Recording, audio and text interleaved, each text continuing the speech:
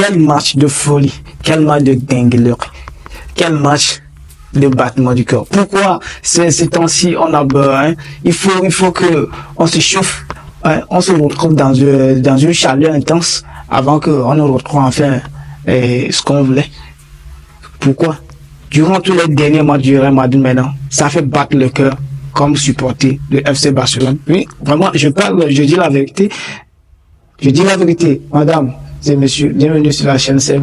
Aujourd'hui, on va faire le découvert du match entre le FC Valence et le Real Madrid. Les gars, ce match, ça a été chaud. Ça a été chaud. Depuis 2021, le Real Madrid n'a plus gagné le match contre le FC Valence. Soit c'est un match nul, soit c'est une défaite. Je ne sais pas s'ils ont fait une défaite. Soit c'est toujours des matchs nuls. Oui, c'est toujours des matchs nuls. Et ce match aussi, c'est très important. C'est très important pour nous, pour gagner la tête, pour être à la tête de la Liga.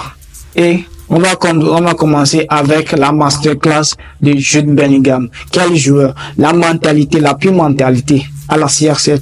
Les gars, quand même qu'il a raté le penalty, il n'a même pas baissé les bras. Il a même gardé le sang-froid jusqu'à la dernière minute. Il nous a offert ce qu'on voulait.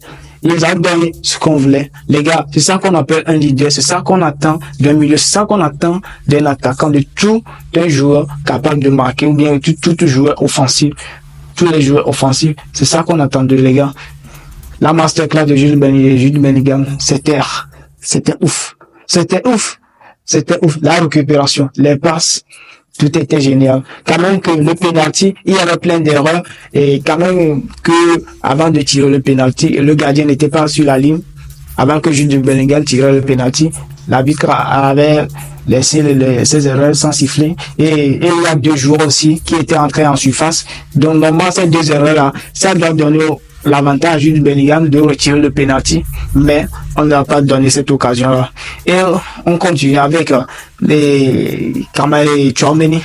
Les gars, Tchouaméni au milieu, avec leur combinaison, avec Rudiger, ça passe pas. Ça ne passe pas. Même si il sortait aussi pour faire des frappes comme le faisait Casemiro, bien Toni Kroos, quand il était au milieu, il n'arrive même pas à sortir les chenous là-bas. Les gars, ce que je peux dire de lui encore, c'est qu'il est trop mou. Il est trop mou, les gars. Vous voyez, la différence, c'est que quand Camavinga était rentré en jeu, vous avez vu la différence, la récupération, à chaque récupération, il rentre quoi? Il va directement quoi? Il n'attend personne ou bien, si vous voyez le jeu de Tchouaméni, quand il récupère la balle, il a la tendance de maintenant chercher les solutions. Non. Camavinga trouve la solution pas. Lui, c'est devant. C'est devant les jeux directs. Le Real Madrid, c'est les jeux directs. Il faut s'adapter au jeu de son club. Il faut s'adapter. Pour Camavinga, c'est les jeux directs. Et c'est ça, dans ce match-là, c'est ça qu'on avait besoin. C'est ça qu'on avait besoin dans ce match. Et ça manquait aussi. Tchouaméni, il faut bien s'adapter et il faut bien préparer aussi tes frappes de l'un. Ça vient un peu, mais il faut laisser les supporters regarder tranquillement le match. Au niveau de Rodrigo, je ne sais pas si c'est un conseil que Carlo Ancelotti lui a laissé. À chaque récupération, il attend toujours Lucas Vazquez pour qu'il finisse le jeu. Normalement, si Rodrigo récupère la balle, s'il ne trouve pas la meilleure solution, il doit provoquer. Non, c'était son style de jeu, quoi. C'était son style de jeu. Bon, je pense bien que si vous voyez bien son style de jeu, Rodrigo n'est pas trop provocateur, mais Rodrigo est très dangereux plus que Vinicius. Parce que, quand il veut provoquer, ça passe toujours, quoi. Ça passe, la plupart de ces grippes ou bien de ces provocations, ça passe toujours. Vinicius a tendance de courir ou bien de faire une combinaison, comme on le faisait avec Mbappé, Vinicius là-bas. Quand ce match, non, il n'a rien fourni de bon en tant que tel, parce qu'il est trop bas. Quand même que dans certains matchs, quand il veut monter à haute potentiel, mais ce match, moi, pour Lucas Vazquez, ça reste beaucoup. Ça reste beaucoup pour ce match. Parce que, on parle pour le mi-temps, les gars, voilà, on nous a dominé du B à A et de A à B. Il nous a dominé totalement, Quand il récupère là-bas, il passe comme un TGV, il arrive dans notre surface comme si c'était un boulevard. Le milieu, il y a rien, on a encaissé le premier but. On a encaissé le premier but malgré les grands arrêts que Thibaut Courtois a fait. C'était très génial, c'était beau à voir. Et aussi, quand il avait fait l'arrêt là, et le ballon s'est rentré encore dans la surface après, qui a permis à l'attaquant de remettre le ballon dans le filet. Parce qu'on a eu le premier but. Mais quand même, ce match, et Thibaut Courtois a fait des clean sheets, c'était génial. Et il démontre toujours qu'il est dans le meilleur gardien mondial dans l'histoire du football, les gars. Sans critiquer, Thibaut Courtois est l'un des meilleurs gardiens de tous les temps. Et notre papy qui est venu nous sauver,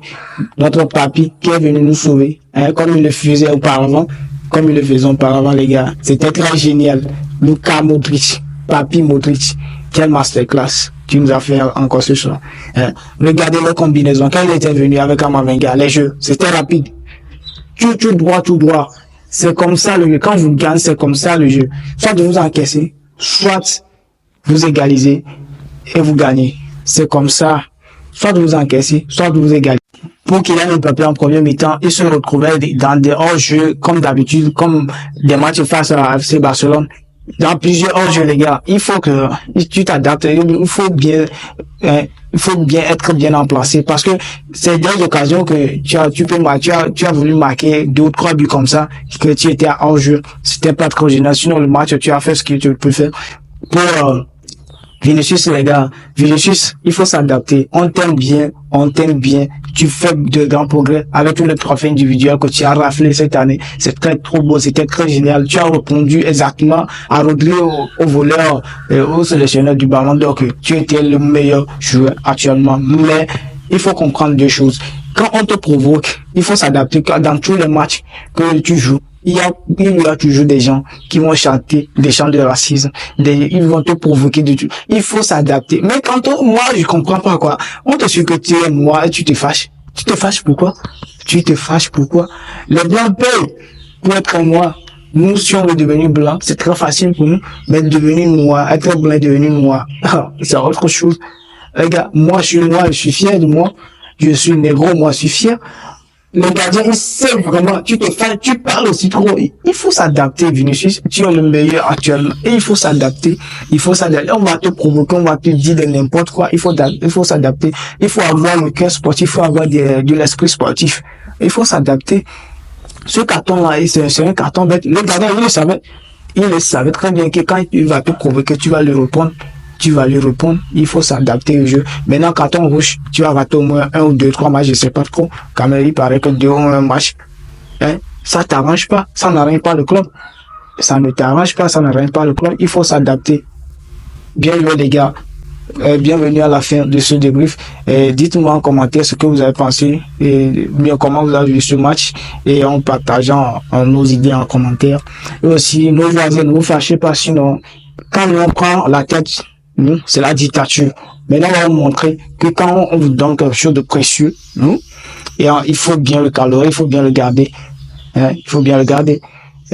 Chez nous, quand on prend la tête, c'est la dictature. Et c'est ça qu'on va faire avec eux.